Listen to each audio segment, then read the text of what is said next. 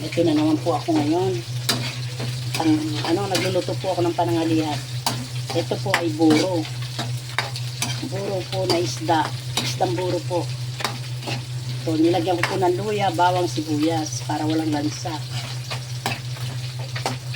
Tapos, lagyan ko po siya ng kamatis. Kamatis po.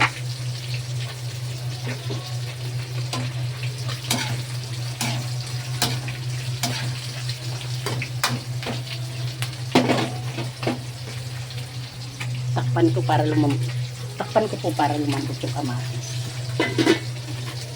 Ito po, napiprito ko ng sila. Galunggong. Ito po ang partner niya.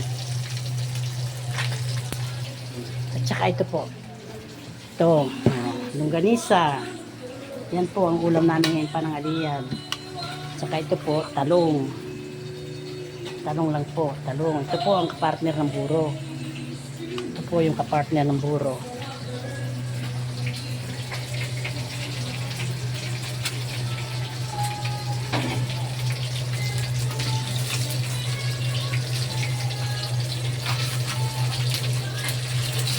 Ayaw po nang masyadong lutong-luto mga asawa ko.